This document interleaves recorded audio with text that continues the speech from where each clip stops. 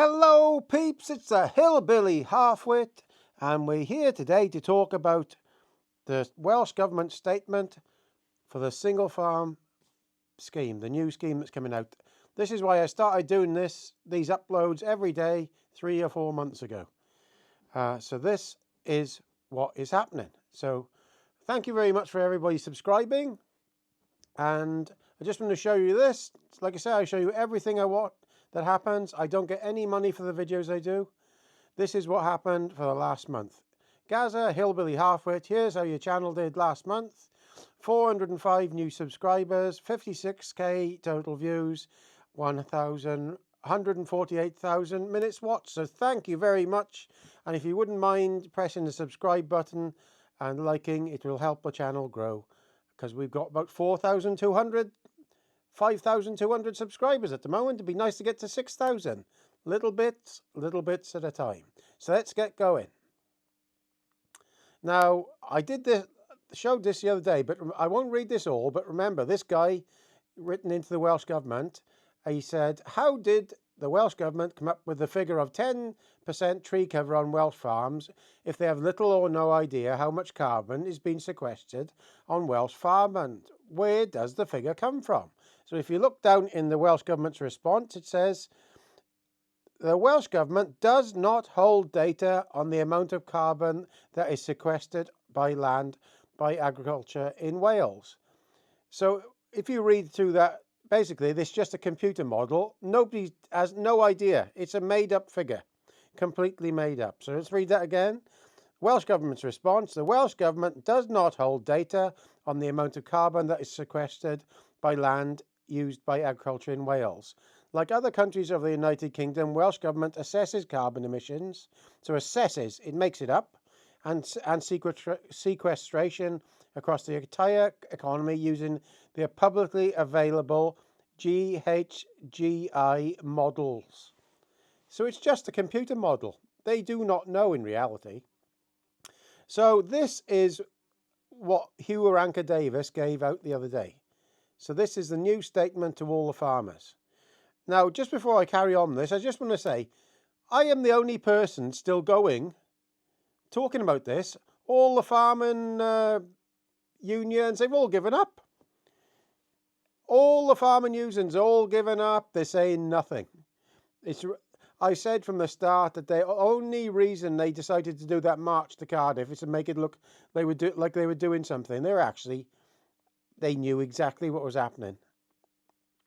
Now, you know I can't say a certain word in here, so I have to say Clermit, because I'll get a warning on my video otherwise, so that's what's going to happen to you. So I just want to say at the start, when Theresa May was in power, she brought in a new law that said we got a Clermit emergency, and that allowed the civil service and the governments to access more money, because if it's an emergency, they can use special powers to use our tax money. That's what this is all about. If it isn't a Clermit emergency, they couldn't get hold of it. Now they're doing what they want. That needs to be removed somehow, but it won't be under Labour. And then you've got that sustainable word in everything. It does my nut. Every time I see sustainable, I think civil service lackey.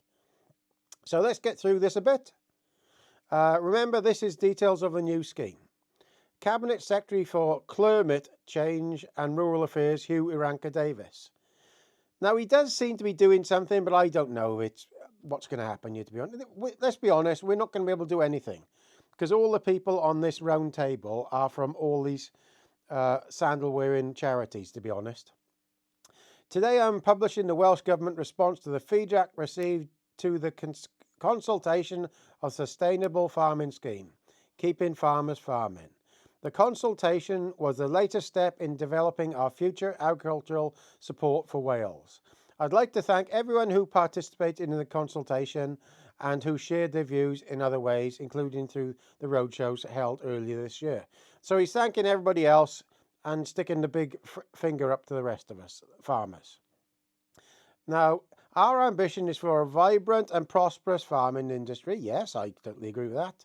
On the ongoing lookout, sustainable production of food is at the core of our proposals. Yeah, that sounds good. As part of this, we need to acknowledge the nature and climate emergency is the main risk for food production over the long term, and our natural ecosystems are the best defense we have in the adaptation and mitigation of climate change. No, I don't acknowledge that, because the only reason you're saying it's an emergency is so the civil service can use our money, which they couldn't get hold of that money before because it wasn't an emergency. This is what people have got to understand. Soon as they've called it a climate emergency, they can access special funding, and then they don't need to go through the proper channels. This is what's going on.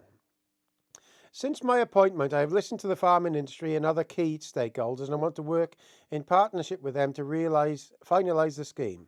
To this end, I have already hosted 2 ministerial roundtable meetings.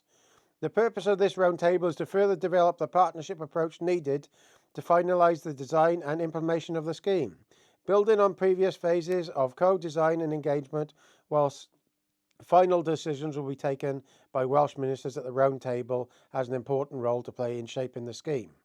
Alongside this, the carbon sequestration evidence panel.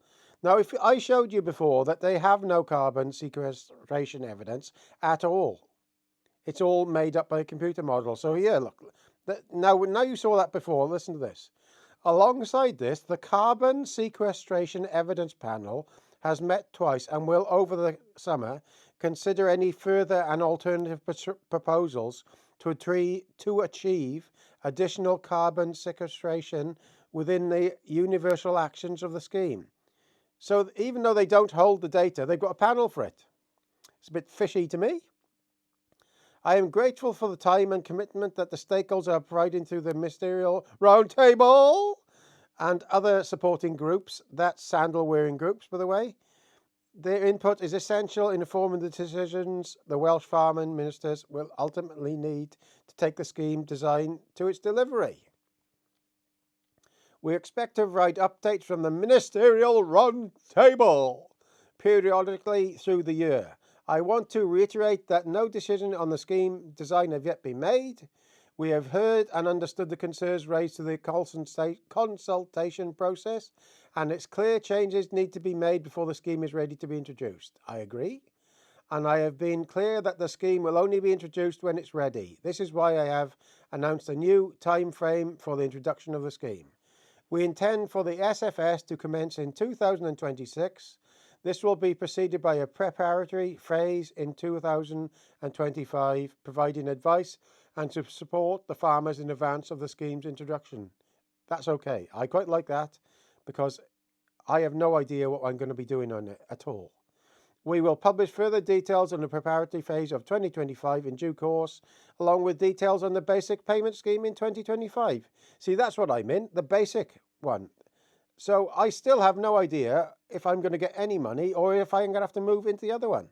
So you imagine going to work for a whole year and then at the end of the work they say, well, you're not going to get anything. That's the position I'm in.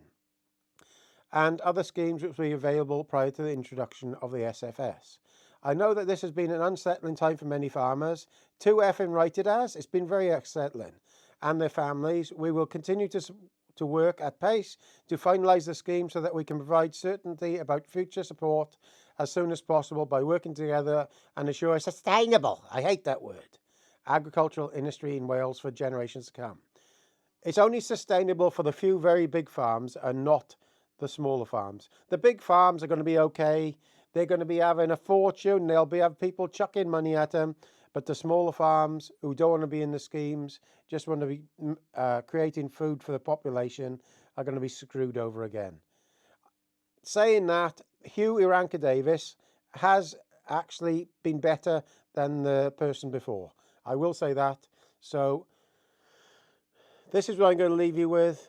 When all the SHT is predicted, I predicted, starts coming true. Now, this is what I said ages ago. They're not going to listen to anybody. And I don't think the farming unions are really interested in doing anything.